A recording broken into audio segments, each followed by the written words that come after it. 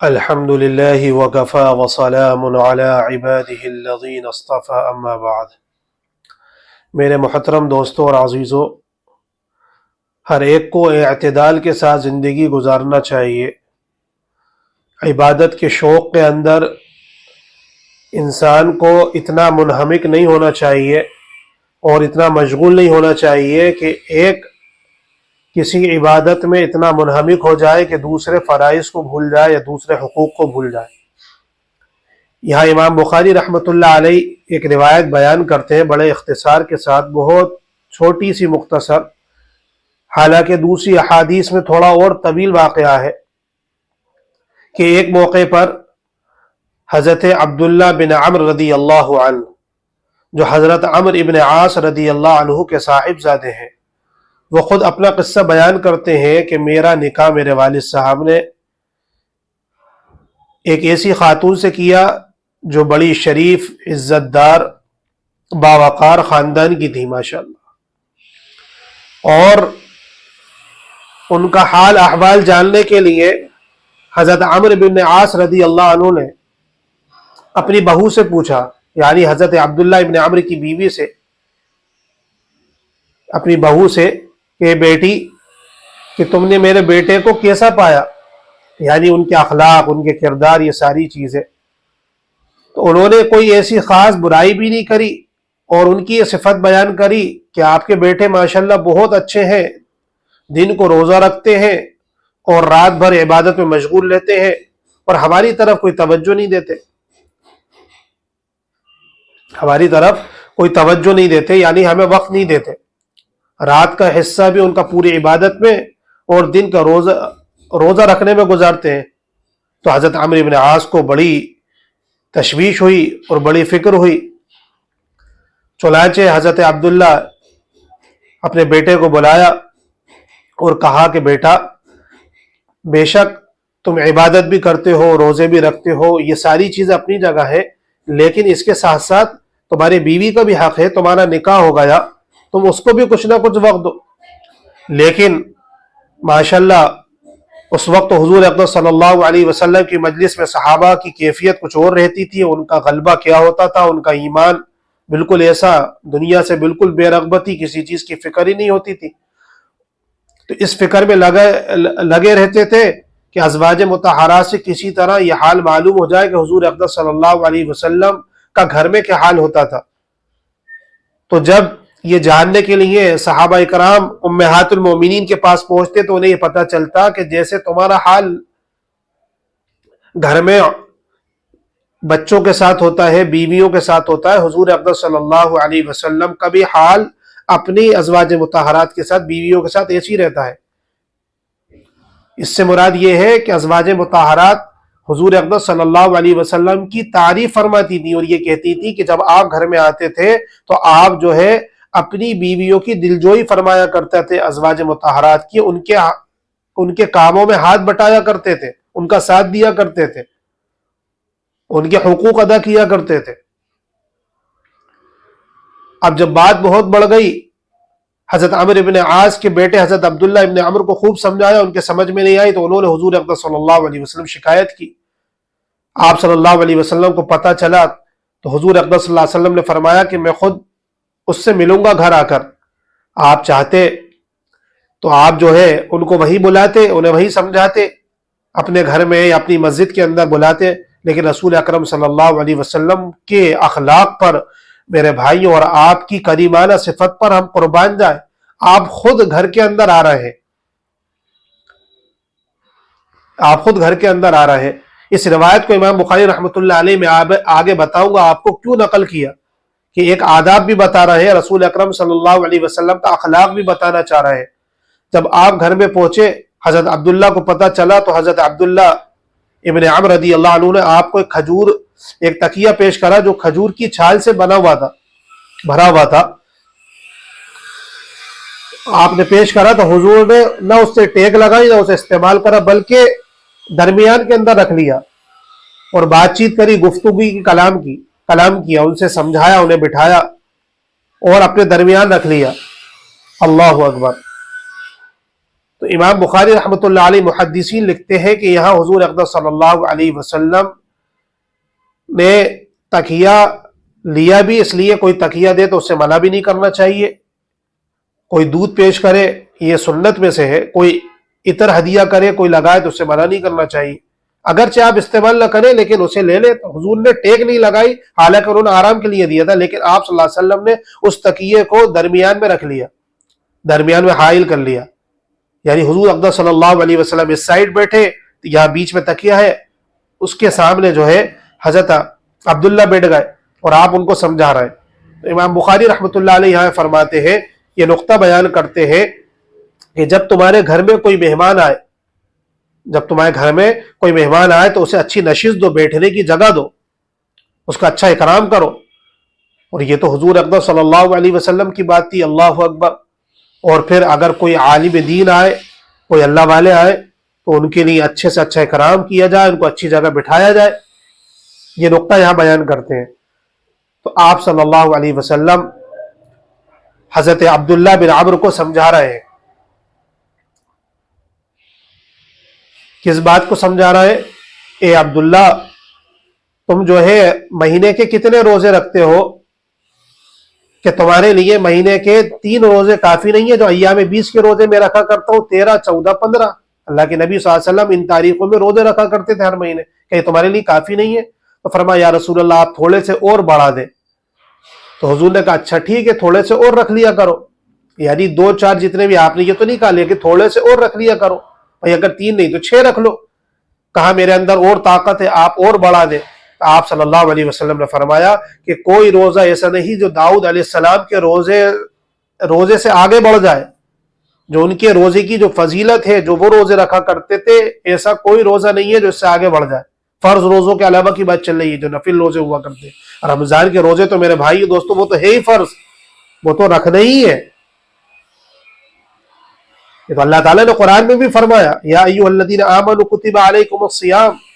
کہ ایمان والو تمہارے اوپر روزے فرض کیے جیسے تم سے پہلے امتوں پر فرض کیے تھے، کما کتب علی الذین من قبلکم لعلکم تتقون، تاکہ ان روزوں کے ذریعے سے تم اللہ کے فرما بردار بندے بن جاؤ، تقوی تمہاری زندگی میں آ جائے، تم اللہ کو پہچان کر زندگی گزارو، دیندار بن جاؤ۔ بہرحال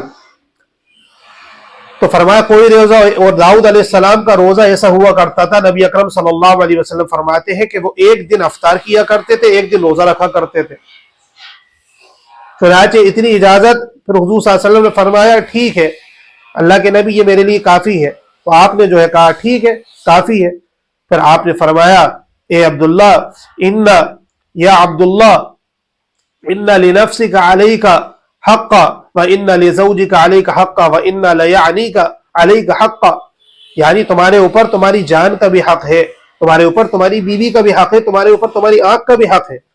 یعنی اللہ نے یہ جان دی امانت ہے کہ اب یہ جسم عبادت کر کے، لوگوں کے حقوق ادا کر کے، محنت کر کے، جفا کشی کر کے، ساری چیزیں اب اللہ نے رات سونے کے لیے بنائی ہے، اس جسم کو آرام دو، یہ اللہ کی دی ہوئی امانت ہے۔ تمہارے اوپر اللہ تعالیٰ نے تمہارا نکاح کر دیا، اب تمہارا حق یہ ہے کہ تم بیوی کے حقوق ادا کرو۔ جو عبادت ہے، عبادت کا وقت الگ ہے، کمانے کا وقت الگ ہے، دین کی خدمتوں کا وقت الگ ہے، لیکن اب جو بیوی بچوں کا حق ہے وہ ان کو دو۔ وَإِنَّ لِيَعْنِيكَ حَقًّا، اور جو تمہارے اوپر تمہاری آنکھ کا حق ہے، جو تمہارے اوپر تمہاری آنکھ کا حق ہے، اگر یہ آنکھ کو تم نے اس کا جو حق ہے اسے آرام نہیں دیا تو یہ آنکھ خراب ہو جائے گی، یہ جسم خراب ہو جائے گا، اور یہ نیک بیوی ہے تو صبر کرتی رہ جائے گی۔ اللہ نے یہ ذمہ داری دی ہے۔ اللہ اکبر۔ اللہ کے نبی صلی اللہ علیہ وسلم پوری امت کے نبی ہیں، لیکن کیسی تعلیم دے رہے ہیں، ہر چیز کو اعتدال کے ساتھ آپ نے بتایا، سبحان اللہ، اور معتدل طریقے سے آپ جو ہے بتا رہے ہیں، اور یہ بھی کہہ رہے ہیں خودکشی اللہ تعالیٰ نے کیوں حرام کی، کیونکہ اللہ کی دیوی جان ہے، وہ اللہ کی دیوی امانت ہے، کسی کی ہمت نہیں، کسی کی مجال نہیں ہے کہ وہ اللہ کی جان اپنے آپ کو ہلاکت میں ڈالے، اپنے آپ کو مار ڈالے۔ یہ میرے بھائیوں کسی کو حق نہیں ہے۔ کتنی سخت گناہ اور کتنی بڑی حرام کاری ہے اور کتنی بڑی نافرمانی ہے، اور کتنی بڑی بغاوت ہے میرے بھائیوں کہ جو انسان خودکشی کرتا ہے، اپنے آپ کو مار ڈالتا ہے۔ یہی تو اللہ کے نبی صلی اللہ علیہ وسلم فرما رہے ہیں کہ یہ جان تو اللہ کی دی ہوئی ہے، یہ سانس اللہ کی دی ہوئی ہے، یہ آنکھ اللہ کی دی ہوئی ہے، یہ ہر چیز اللہ کی دی ہوئی ہے، اللہ کی دی ہوئی امانت ہے میرے بھائیوں، اسے اللہ کے لیے ادا کرنا ہے۔ یہ ہاتھ اللہ کی دی ہوئی امانت ہے، ان ہاتھوں سے صحیح استعمال ہو، یہ زبان، یہ آنکھ، یہ کان، یہ دماغ، یہ انسان کا جسم، یہ سب اللہ کی دی ہوئی امانت ہے، یہ اللہ کے دین پہ لگنا چاہیے۔ اگر اللہ کے قانون کے خلاف اور اللہ کے حکم کے خلاف میرے بھائیوں یہ انسانوں کی جو اللہ تعالیٰ نے نعمتیں دی ہیں، اگر اس کا غلط استعمال ہوگا تو پھر اللہ کی طرف سے پکڑ ہوگی۔ اللہ کی طرف سے کیا ہوگی؟ پکڑ ہوگی۔ اس لیے میرے بھائیوں، دوستو، بزرگوں، ہر انسان کو جو ہے اعتدال کے ساتھ اور مزاج نبوت کے ساتھ زندگی گزارنا چاہیے۔ حضور اقدس صلی اللہ علیہ وسلم اس روایت کے اندر یہ بات سمجھا رہے ہیں حضرت عبداللہ کو۔ حضرت عبداللہ کو یہ بات سمجھا رہے ہیں۔ بہرحال ان کے بات سمجھ میں آئی تو پھر عبداللہ بن عمرو رضی اللہ تعالی عنہ ایک عرصہ گزر گیا جب وہ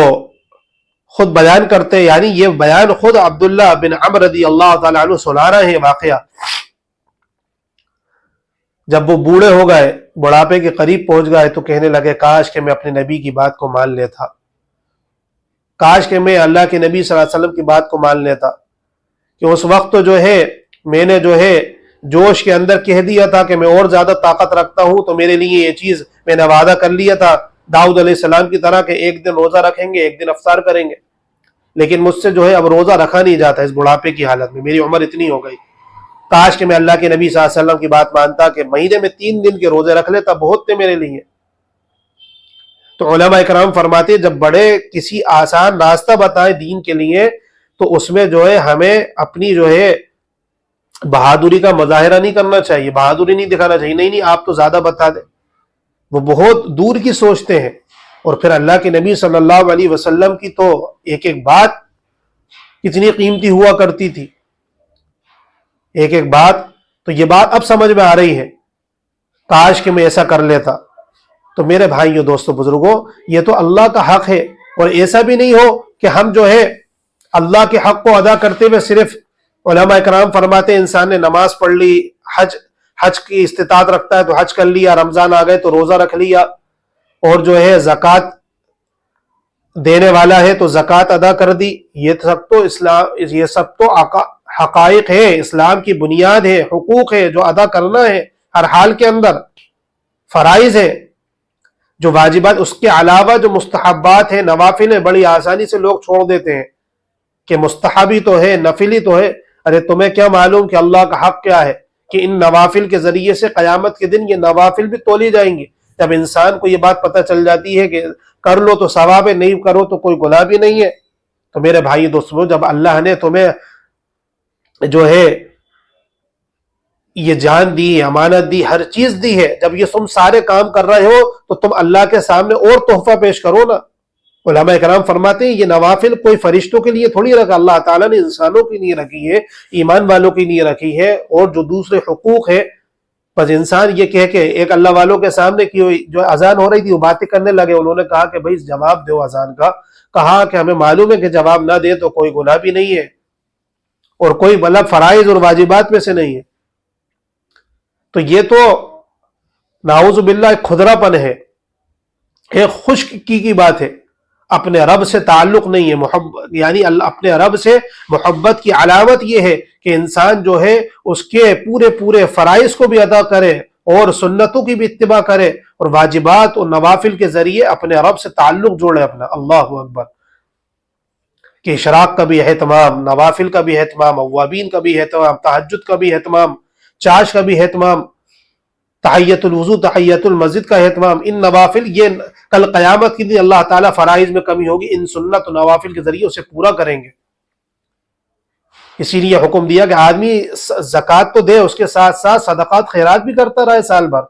اللہ کو یہ بڑا پسند، یمحق اللہ الربا ویربی الصدقات، اللہ تعالیٰ جتنے خیر کے کاموں میں لوگ مال خرچ کرتے ہیں، جو حلال کمائی کا محنت کا مال ہوتا ہے، ان کا اللہ رب العزت اس مال میں برکت دیتے ہیں، اس کو بڑھاتے ہیں، اس کے کام بنا دیتے ہیں،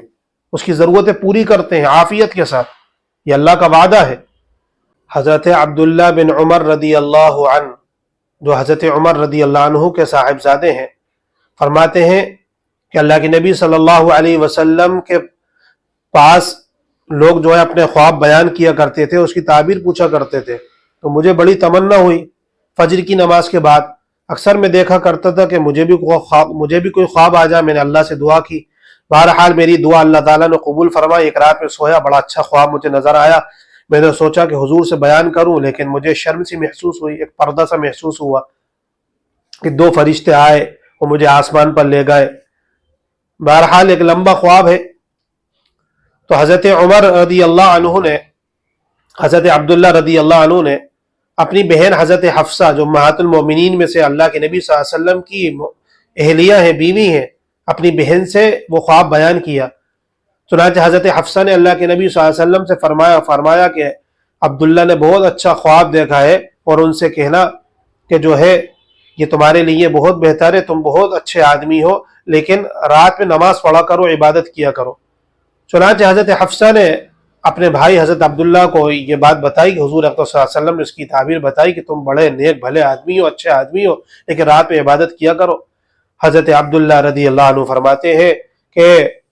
اس کے بعد سے ساری زندگی کبھی ایسا نہیں ہوا کہ میں نے رات میں عبادت نہ کی ہو. یعنی قرآن کی تلاوت ہے، تہجد کا اہتمام ہے، کہ سویا بھی لیکن عبادت بھی کری، جو حق ہے. تو میرے بھائیوں، دوستو، بزرگوں، اس لیے جو ہے یہاں یہ بات ذہن کے اندر رکھیں کہ ایسا نہیں ہو کہ ہم جو ہے کسی چیز کو بڑا سمجھتے ہوئے، کسی خدمت کو بڑا سمجھتے ہوئے، علماء اکرام فرماتے ہیں جو چیز کا وزن جہاں ہو اس کو وہی رکھنا چاہیے. دین جو ہے صرف شوق کا نام نہیں ہے، دین تو اتباع کا نام ہے. دین اتباع. آپ کا خوب دل چاہ رہا آپ نفل پڑھیں، نمازیں پڑھیں، خوب اہتمام کریں اس چیز کا، لیکن یہ ہے کہ میرے بھائیوں، دوستو، بزرگوں، اگر والدین بیمار ہیں تو ان کی تیمارداری کریں. کوئی آپ کا سگا رشتہ دار گھر میں اعزہ وقارب ہے تو آپ اس کی تیمارداری کریں، اس کی خدمت کریں. اگر اس کو ضرورت ہے آپ کی، اس وقت جو ہے آپ وہ خدمت کریں، یہ زیادہ ثواب کا کام ہے. تو اس لیے جو ہے یعنی اعتدال کے ساتھ اسلام نے، شریعت نے، دین ہمیں اعتدال بتایا. ایک انسان جو ہے بیوی کو کیا کرے، خوب کھلائے پلائے اور اس کی جو ہے صبح سے رات تک ساری ضرورتیں پوری کرے، لیکن اس سے بات چیت نہ کرے، اس کے دوسرے حقوق نہ نبھائے. تو میرے بھائیوں، دوستو، بزرگوں، پھر یعنی وہ عورت کہے گی مجھے اس چیز کی ضرورت تھوڑی. اسی طریقے سے مثال دیتے ہیں کہ ایک انسان سارے فرائض پورے کرتا ہے، نماز ہے، قرآن کی تلاوت، اللہ کا ذکر، لیکن یہ کہ اس کے ساتھ ساتھ نوافل کا بھی اہتمام کرے، زکوٰۃ کے ساتھ صدقہ خیرات کا بھی اہتمام کرے، اور دوسری عبادتیں بھی شامل کرے، تو اللہ تعالیٰ بھی خوش ہوں گے. تو اپنی زندگی کو اعتدال کے ساتھ رکھنا ہے، اعتدال کے ساتھ چلانا ہے. اگر ایسا نہیں ہوا میرے بھائیوں، دوستو، بزرگوں، تو پھر جو ہے اگر بیلنس سے ہٹی ہماری زندگی تو پھر جو ہے انسان کے ساتھ جو ہے فتنے کھڑے ہو سکتے ہیں، لڑائی جھگڑے بڑھ سکتے ہیں، شر آ سکتا ہے، اور پھر زندگی گزارنے کا سلیقہ اور مزہ نہیں آئے گا. زندگی گزارنے کا سلیقہ اور مزہ نہیں. ایمان والے کی شان یہ ہے کہ وہ اعمال صالحہ کے ساتھ زندگی گزارے جیسی صحابہ کرام رضی اللہ عنہم اجمعین اور حضور اقدس صلی اللہ علیہ وسلم ہمیں زندگی دے کر گئے. اگر ہم اس اعتدال کے ساتھ اور نبی کی سیرت کو سامنے رکھ کر، صحابہ کی سیرت کو سامنے رکھ کر زندگی گزاریں گے، ہمارے گھر کی ازدواجی زندگی ہو، ہمارے باہر کی زندگی ہو، ہمارے معاملات، ہماری کمائی، ہمارے لین دین، ہر چیز میرے بھائیوں جب سیرت کے مطابق ہوگی تو یہ زندگی کامیاب بنے گی. اور اگر سیرت سے ہٹی ہوئی ہوگی تو میرے بھائیوں پھر الجھنے، فتنے، فساد ہوں گے. اللہ ہم سب کو دین کی سمجھ عطا فرمائے اور نیک عمل کرنے کی توفیق نصیب فرمائے. وآخر دعوانا ان الحمد للہ رب العالمین.